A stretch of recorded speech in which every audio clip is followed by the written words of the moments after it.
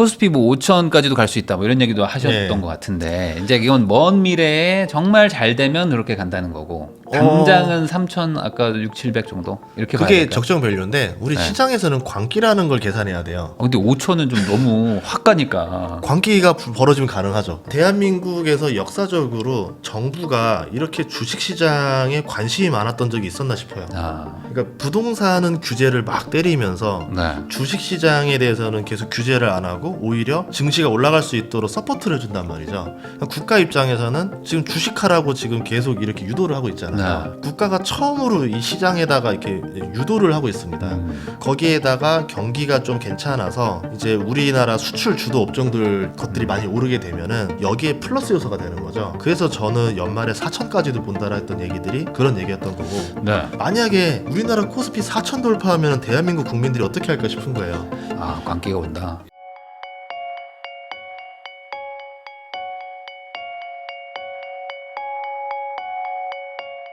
전인구 소장님하고 이야기 나누고 있는데요. 그 코스피 뭐 5천까지도 갈 수 있다 뭐 이런 얘기도 하셨던 것 같은데 이제 이건 먼 미래에 정말 잘 되면 그렇게 간다는 거고 당장은 3천 아까 6, 700 정도 이렇게 봐야 그게 될까요? 적정 밸류인데 우리 시장에서는 광기라는 걸 계산해야 돼요. 근데 5천은 좀 너무 확 가니까. 광기가 벌어지면 가능하죠. 광기가 온다. 예를 들어서 우리 한 달 동안 500 올랐어요. 네. 그럼 적정 밸류가 3,600 정도라 하면은 광기가 3번 붙으면 이렇게 3달이면 5천 가는 거거든요. 그런 말도 안 되는 일이 벌어질 수도 있다라 봐요. 이게 이제 뉴턴이 했던 말 중에 하나 뭐냐면 대중의 광기는 계산할 수가 없더라. 네. 천체 물리학을 해보면 뭐 합니까? 광기가 계산이 안 되는데. 근데 이제 역사적 전고점을 또 뚫어버리면 또 그 다음에는 어떻게 될지 모르는 거니까. 그쵸. 지금 3,300도 넘어가 버릴 수 있는 거 아닙니까? 근데 대한민국에서 역사적으로 정부가 이렇게 주식시장에 관심이 많았던 적이 있었나 싶어요. 그러니까 부동산은 규제를 막 때리면서 네. 주식시장에 대해서는 계속 규제를 안 하고 오히려 증시가 올라갈 수 있도록 서포트를 준단 말이죠. 그러니까 국가 입장에서는 지금 주식하라고 지금 계속 이렇게 유도를 하고 있잖아요. 국가가 처음으로 이 시장에다가 이렇게 유도를 하고 있습니다. 그런 상황일 때 이제 정책들이 여러 개가 나오는데 배당 분리 과세가 되면은 이제 대주주들, 기업의 오너들도 배당하는데 부담이 없어져요. 네. 기존에는 배당하면은 거의 50% 가까이 세금으로 떼었거든요. 그렇죠. 그거를 낮춰주겠다. 거기다가 PBR 이제 뭐 1 이하의 기업들은 조금 약간 좀 징벌적인 게 들어오겠죠. 그런 것들. 거기다가 상법 개정 들어오면서 외국계 자본들이 우리나라 기업을 적대적 인수하는 시도가 굉장히 많아질 것 같아요. 그럼 적대적 인수를 막으려면은 자사주 소각을 해야 됩니다. 네. 그래서 대주주 지분이 야금야금 늘어나게 만들어야 되고 자기들도 돈 되면 사들여야 되고 아니면 주가를 많이 올려놔야 돼요. 네. 예를 들어서 우리나라에 그 지주사가 있고 계열사들이 많이 있는데 우리나라의 뭐 10대 지주사 시총이 3조짜리도 있어요. 지금 올라서 이제 한 7조 되네요. 그럼 3조만 있으면 우리나라 10대 그룹을 그냥 통으로 삼킬 수 있다는 거예요. 네. 그 정도야 돈이 있죠, 외국도. 계열사는 10조가 넘어요. 계열사는 뭐 10조, 40조 이런데 지주사만 3조예요. 그럼 지주사 먹고 이렇게 땡 하면 되잖아요. 그러니까 외국계에서 얼마는 그 적대적 M&A 공격이 들어올 거냐. 이제 이런 우려가 발생하는 거죠. 그러면 이제 지주사도 오를 거고 배당주도 많이 오를 거고 저 PBR들 오른다는 거냐면 기존의 코스피에서 안 올랐던 섹터들이 오르는 겁니다. 거기에다가 경기가 좀 괜찮아서 이제 우리나라 수출 주도 업종들 좀 것들이 많이 오르게 되면은 여기에 플러스 요소가 되는 거죠. 그래서 저는 연말에 4천까지도 본다라 했던 얘기들이 그런 얘기였던 거고. 만약에 우리나라 코스피 4천 돌파하면 대한민국 국민들이 어떻게 할까 싶은 거예요. 이게 과연 적정 밸류로 돌아갈까? 이제 김치 프리미엄 같이 붙는 거야 이제. 네, 그러니까 21년에 말도 안 되는 일이 벌어졌잖아요. 그러니까 말도 안 되는 일은 광기가 붙으면 다 가능해지더라고요. 그래서 4천에서 1,000 더 올라가면은 갈 수도 있지 않겠나? 그래서 저는 수건을 제작했습니다. 코스피 5천 수건. 근데 거기까지 가면 대신 문제가 뭐냐면 기업이 매출과 이익이 늘어서 오르는 게 아니라 그냥 눌렸던 게 올라가는 네, 거니까. 쥐어짜서 올라가는 거기 때문에 이제 어떻게 보면은 구조조정으로 올라간 거기 때문에 이게 장기간 유지되긴 어렵다라는 거죠. 그래서 저는 좀 한 1년 정도, 1, 2년 정도는 코스피가 나을 수 있지만 그 이후에는 우리나라 기업들이 정말 중국발 수출이 늘어나는지 미국발 수출이 늘어나는지 이런 것들을 잘 보고 가야 되고 미국 같은 경우는 지금 침체를 오히려 원하거든요. 침체가 돼야 자기네들 재정 적자 문제 해결되기 때문에 그런 면에서 거시경제는 계속 계속 누르는데 코스피만 나날이 뚫고 올라가는 것도 힘들 거다. 그러면 이렇게 올라갔다가 이렇게 꺾이는 21년도에 재현이 될까봐 그게 좀 네. 걱정이 됩니다. 그럼 어쨌든 당장은 지금 분위기가 뭐 상당히 좋고 예. 그거는 어찌 보면 정부 정책 사실상 인위적으로 지금 돈을 집어넣으려고 예. 하는 것들이 많잖아요. 특히 오늘 이제 부동산 대책 나온 거 보면은 다 이제 대출 규제를 엄청 강력하게 했거든요. 그러니까 예. 부동산에 특히 이제 고가 주택으로 돈 못 가게 하려고 미리미리 지금 약간 막아놓은 것 같은데 그런데 돈은 풀 거다. 그러면 그 돈이 이제 코스닥 코스피로 가게 예. 유도를 할 거라. 예, 거죠. 지금 두 군데는 규제를 못 하는 데가 있어요. 주식 시장은 오히려 서포트해주고 있고 네. 코인 시장도 서포트해주고 있습니다. 그렇죠. 스테이블 코인도 잘 팔리려면 결국은 코인 시장 거래액이 늘어야 스테이블 코인을 살 거 아니에요. 그럼 스테이블 코인이 잘 돼야 국채를 사주죠. 네. 국채를 사줘야 그 돈으로 추경 내서 다시 돈을 또 풀죠. 그러면 국채 금리가 오르지 않는 상태로 추경이 가능해지겠죠.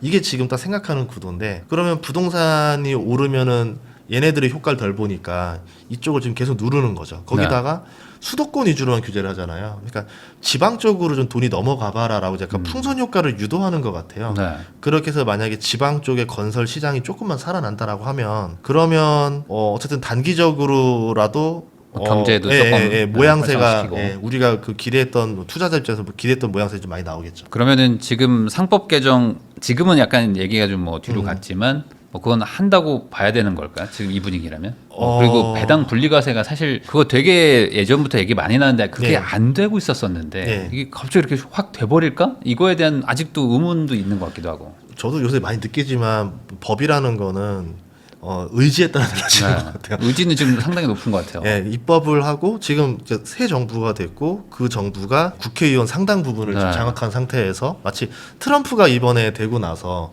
상원 하원을 다 장악한 것처럼 지금 똑같은 상황이거든요. 네. 거기다 정권 초창기예요. 하고 싶은 건 다 할 수 있는 다 할 수 있죠. 시기인 거죠. 그러면 투자자 입장에서는 그거랑 역행하는 베팅을 할 거냐, 그거를 그냥 순풍을 타는 베팅을 할 거냐를 선택해야 되는 거죠. 그러니까 네. 정치적인 건 상관없이. 네. 예. 그러면은 어찌 보면 우리나라 지금 주식 중에서 물론 뭐 여러 가지 섹터도 있겠지만 저 PBR, 그러니까 여전히 PBR이 되게 낮은 그런 곳들은 앞으로 상당히 뭐 안전하게 올라갈 수 있는 부분 아닐까? 인위적인 상승을 시켜야 되니까. 할 거예요 같아요. 예. 네. 그래서 그 기업들이 좀 배당을 낸다던가, 그러니까 좀 저PBR인데 돈을 못 버는, 막 예를 들어서 부동산을 가진 게 아니라 막 설비로 가진 이런 네. 자산들 말고 현금을 좀 많이 쌓아놓은 회사들이 있어요. 현금은 쌓아놓고 하고 있는 사업은 좀 그렇게 매력 있는 사업들은 아니고 네. 가진 땅도 많고 이런 회사들은 이제 재무 개선을 하겠죠. 배당을 한다던가 자사주 매입을 한다던가 이런 식으로 해서 많이 바뀔 것 같아요. 그런 그냥 배당도 안 하고 짠돌이 회사가 갑자기 7%씩 배당을 때린다. 네. 그러면 갑자기 배당 수익률만큼 주가가 확 올라가겠죠. 예, 그게 또 1번이고 두 번째는 뭘 보셔야 되냐면 상법 개정 수혜주들을 좀 보셔야 됩니다. 네. 우리나라 CEO 분들이 열심히 하시는 분들도 있지만 그 코스피에 욕을 매기는 분들도 있어요. 대표적으로 상장 주식 뭐 언급하면 안 되니까 다른 예시를 하나 들어드릴게요. 골프장, 우리나라 골프장은 다 적자입니다. 적자인 이유가 골프 카트는 사장님들 개인 회사가 돌리고 있어요. 네. 그러면 골프 카트를 사와서 6개월 정도면은 카트 값인데 렌트 값을 줍니다. 네. 그러면 그 골프 카트 6개월 값을 주고 난 다음부터 한 3년, 4년 쓰게 되면 그 렌트비는 그냥 회장님 개인 주머니로 들어가는 게 돼요. 그러면 골프로 나올 만한 수익만큼 렌트비를 같이 올려서 네. 계속 돈을 다 뒤로 빼는 거죠. F&B로 빼든 뭐 카트로 빼든 다 빼고 나면은 골프장은 나날이 적자고 사장님의 개인 자산은 계속 늘어나는 거죠. 네. 그러면 상법 개정을 할 때 이런 것들을 잡아내는 것들이 생기겠죠. 그렇게 되면은 이제 이 기업들은 그렇게 못하니까 결국은 다 골프장 이익으로 집어넣어야 되겠죠. 네. 그럼 골프장이 갑자기 적자 기업에서 폭발적으로 증가하는 기업으로 탈바꿈됩니다. 실제로 지금 이번에 상장사에서도 뭐 거푸집 회사가 하나 있었는데 네. 그 회사도 그런 사례로 되면서 갑자기 주가가 많이 올라가고 회사의 이익이 드라마틱하게 올라가더라고요. 네. 그러니까 한마디로 투자자들과의 신뢰성이 그동안 없었던 게 코스피 시장이었는데 외국인들이 봤을 때도 룰이 공평하다, 번 돈이 재무제표에 제대로 찍힌다라는 것만 보여주면은 외국인 투자자도 들어올 수 있는 시장이 되지 않을까 이렇게 보고 있습니다. 근데 사실 뭐 제가 뭐 굳이 그 골프장 그 주인 그 오너를 제가 두둔하는 건 아니지만 그렇게 할 수밖에 없었던 게 예. 상속세, 증여세 50% 그쵸, 때리고 그쵸. 예, 맞아요, 그다음에 맞아요. 배당 예. 소득세 막 50%씩 때리는데 예. 그럼 나는 이 상장에서 예. 뭐 하냐 이런 입장이었잖아요. 맞아요. 그러다 보니까 이제 채 찍을 때리면 당근도 줘야 되는데 같이 그게 해야죠. 예. 배당 소득세 이거 계정 분리 음. 과세다. 사실 그 배당 소득세 분리 과세 하면 네. 굳이 그렇게 뭐 이렇게 돈을 뭐 카트로 빼고 뺄 이럴 필요가 필요가 없는 거죠. 없잖아요. 네, 뺄 필요 없어요. 그러니까 예를 재무제표 들어서, 찍는 거죠, 그냥. 저는 그래서 뭐 저는 항상 생각하는 게 상속세는 좀 많이 낮춰야 된다 생각하거든요. 네. 그러니까 이중 상속세가 세금을 2번 내는 역할도 합니다. 그렇죠. 소득으로 벌고 상속세를 한번 또 내는 것도 그런데 뭐 상속세를 대폭 낮춰주지 못하겠죠. 사회 분위기상 조건부 감면을 좀 많이 했으면 좋겠어요. 네. 예를 들어서 우리나라 기업들 중에서 좀 고용을 확실하게 많이 늘려놓은 게 막 10년 동안 전보다 뭐 2배 이상 늘렸다라고 하면은 그 기업에 대해서는 상속에 대해서 좀 많이 탕감을 해줘라. 이런 식으로 해서 오너들이 좀 고용을 늘리거나 기업을 좀 하거나 좀 이런 집중을 할 수 있게 만들어주면 어떨까. 항상 맨날 제안을 하거든요. 아니면 뭐 지분을 팔 때 그때 그 상속세를 내는 것도 뭐 그렇죠, 나쁘지 그렇죠. 않죠. 예, 그냥 매각할 때만 매각하기 예. 전에는 그냥 우선은 잠깐 유예시켜 주는 것만 해도 예. 지분이 뭐 흔들리지 않으니까. 근데 저는 이제 우선은 배당 소득세 분리과세만 해줘도 말씀하신 뭐 그런 소위 말하는 일감 몰아주기 뭐 이런 예. 것들이 많이 사라지지 않을까 싶긴 한데 이게 될 것 같으세요? 왜냐면 이것도 어쨌든 간에 좀 네. 뭐랄까요, 뭐 부자 감세로 볼 수도 있지 않습니까? 네, 할 것 같아요. 왜냐하면은 이제 항상 정치적인 걸 생각을 해야 되는데 네. 야당이 주장한 거와 여당이 주장한 건데 여당이 주장한 거에서 되면은 될 확률이 높고 야당에서 주장한 거면 좀 될 확률이 낮겠죠. 예, 근데 이번 주장은 여당에서 한 겁니다. 여당에서 하니까. 예, 그러면 여당에서 하고 정권 초기예요. 네. 이거에 대해서 이렇게 해주면서 증시를 올리게 되고 그렇게 돈이 되면서 이제 좀 부동산 투기에 대한 돈들이 요로 지금 쏠리라고 자꾸 유도를 하는 거기 때문에 지금 그것까진 가능하지 않을까 싶어요.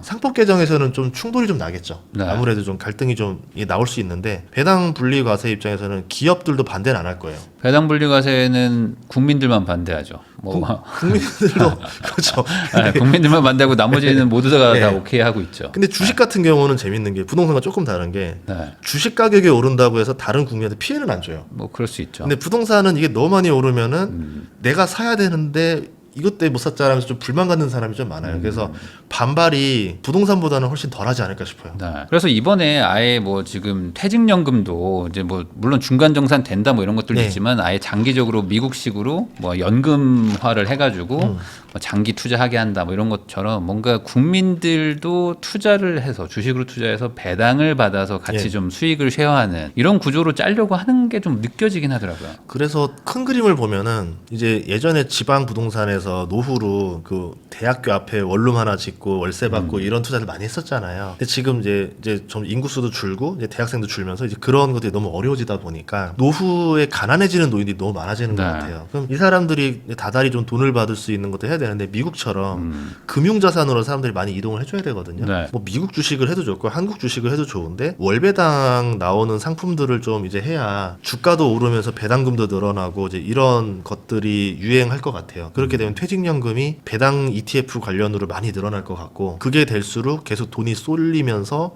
그 돈이 다시 또 주식을 또 사주겠죠. 코스피 네. 주식도 사주고 주가는 계속 나날이 올라가는 마치 이제 401k 이후로 미국 증시가 많이 올랐던 것처럼 한국 증시가 레벨업하는 단계가 올 수도 있는 거죠. 만약에 200에 성공한다 그러면 다시는 3,000 이하로 떨어지는 일이 없는 예, 그런 탄탄한 이게 효과가 되지 않을까 생각합니다. 사실 국가적으로 봤을 때는 주가가 많이 올라가 주는 게 뭐 여러모로 좋죠. 예. 뭐 기업들도 좋아지고 뭐 당연히 뭐 벤처든 스타트업이든 뭐 다 좋아지는데 이게 국민 정서상 약간 어려움이 있었는데 지금은 어쨌든 뭐 여당이 뭐 국회도 장악하고 있고 행정부도 완전 초기이기 때문에 예. 드라이브를 걸면 걸 수 있다. 예. 이렇게 보면 되겠네요. 그러면은 이 상법 개정 뭐 분리과세 이런 것들의 혜택을 보는 게 아까 저 PBR도 얘기하셨는데 예. 금융 관련된 뭐 그런 것들도 혜택을 보는 거죠. 증권사나 뭐 은행 이런 그쵸. 것도. 지금 은행, 증권사 무슨 고배당 우선 저 PBR 하면은 제일 먼저 떠오르는 게 이제 은행주, 증권주인데 네. 벌써 2배 올랐잖아요. 그럼 지금 너무 갔나요? 지주사도 2배 올랐고 네. 알게 모르게 저라면은 그 셋 중에서 못 투자할 거냐라고 하면 네. 은행주, 증권주는 좀 배제할 것 같아요. 이미 너무 올랐다. 네, 우선은 신규로 들어가기에는 좀 비싸고 증권주 같은 경우는 시한폭탄이 하나 있어서 네. 좀 말씀드리기 좀 그렇고 나중에 터질지 안 터질지 모르겠지만 우선은 시한폭탄을 달고 있는 상태에서 2배 오른 거는 그렇게 투자하고 싶진 않다. 네. 근데 지주사 같은 경우는 모두 오르진 않았어요. 보시면 알짜 계열사를 가지고 있는 지주사들은 많이 올랐고 먼저 갔고. 알짜 계열사가 지금 딱히 뭔가 없는 히트 상품이 없는 지금 지주사들은 별로 안 올랐어요. 네. 근데 걔네들을 배당을 시키게 된다던가 적대적 인수가 들어오면은 주가가 좀 많이 오를 것 같아요. 그러면 그 알짜 계열사를 가지지 못한 그룹들은 무슨 문제냐? 사업을 못한 거죠. 본인들이. 네. 이제 개선을 못한 거죠. 팔 거 팔고 알짜 산업들 하고 인수할 거 매각하고 매각해서 정리를 해가지고 이제 기업을 슬림화한다던가 고수익으로만 재편을 해야 되는데 대표적으로 효성그룹 같은 경우는 재편을 굉장히 잘했었습니다. 그러니까 주가가 또 확 올라가고 하나그룹도 갭 재편 잘해가지고 그렇죠. 올라갔고 두산도 그렇게 해서 많이 올라갔죠. 그러면 이제 그룹들한테 이런 부담을 지어주는 거죠. 개선해서 이익을 성장시켜라. 주가를 올려라. 그래서 아마 그런 부담감을 가졌기 때문에 아직 안 오른 지주사들 중에서 재밌는 것들이 많거다. 그리고 오너들이 가진 지분이 별로 없는 경우 네. 30% 이하다. 그런 경우는 적대적 인수가 들어올 수도 있어요. 네. 결국 이사회만 먹으면 되거든요. 네. 지분 많다고 장땡이 아니라 이사회를 장악하는 사람이 임자인데 상법 개정이 되면은 지분율이 높은 사람이 아닌 사람이 오히려 그 회사를 먹을 수도 있어요. 그럼 외국계에서 이제 행동주의 펀드랑 그 소수 주주들이 이제 의견권 몰아주는 거랑 네. 뭐 국민연금이 여기 편들어 준다던가 이런 일이 벌어지면은 갑자기 회사의 오너가 바뀌어 버리는 수도 나올 수 있다는 거죠. 그러니까 뭐 극단적으로 얘기하면 51% 뭐 이렇게 안 가지고 있으면 어떻게 예. 될지 모른다는 거죠. 모른다는 거죠. 네. 예, 그렇게 되면은 알아서 방어를 하던가 아니면 정말 뺏기면서 넘어가던가 분쟁이 벌어지면서 주가가 말도 안 되게 고려하연 때처럼 올라간다던가 네. 이제 그런 현상이 벌어지면은 사람들이 이제 지주사 중에서 뭐 투자할 거 없나 막 이렇게 찾아보고 있겠죠. 그런 거 한번 언론 기사 나오면 이제 다 이제 다음번에 고려아연을 찾는 예. 거죠. 예. 그래서 이제 저도 이제 뭐 코스피를 사랑하는 사람으로서 저희도 이제 어떤 계획을 하고 있냐면은 네. 좀 못된 기업. 그러니까 이제 아마 주주의 가치 증대는 신경 안 쓰고 본인의 상속세 절감만 신경 쓰는 회사들이 있어요. 네. 그 기업들 지금 지분을 좀 찔끔찔끔 모아놨는데 네. 이제 나중에 하면 행동주의처럼 아. 이렇게 뭐 주주 배당 늘리고 회사 이렇게 하실 거냐 아니면은 유튜버가 이런 얘기하면은 엄청 세지겠는데. 그래서 맞죠? 이제 아. 대신 초대형 기업만 해야죠. 이제 작은 기업 하면 제가 끌려갈 거고. 감옥 가나요? 예, 조단위 기업들 중에서 예, 좀 이렇게 좀 목소리 낼 수 있는 기업들 있으면 3%만 있으면 할 수 있더라고요. 그래서 네. 한번 시도를 해볼까 생각 중입니다. 예. 하긴 그런 것들이 이제 상법 개정이 된다고 하면 뭐 충분히 이제 법적으로 보호를 예. 받는 부분들이 생기는 거니까. 예. 다만 그러면 말씀하신 그 투자는 상법 개정이 되는 거 보고 나서 들어가도 충분할까요? 되기 전에 해야죠. 아 그래요? 예, 이제 저는 된다라고 보고 있어요. 상법 개정이 되는데 디테일에 대해서는 좀 서로 논란이 좀 있을 것 같아요. 그러니까 상법 개정 안에 세부 내용 중에서 누군가가 너무 수혜를 볼 수 있고 누군가가 너무 불리해지면 안 된다라는 거죠. 그러니까 룰이 공평해야지 이게 서로 합당하다 생각해야 최소한의 반대로 통과될 수 있는 거기 때문에 한번 좀 세부 내용에 대해서는 좀 정리가 필요하지 않을까 싶습니다.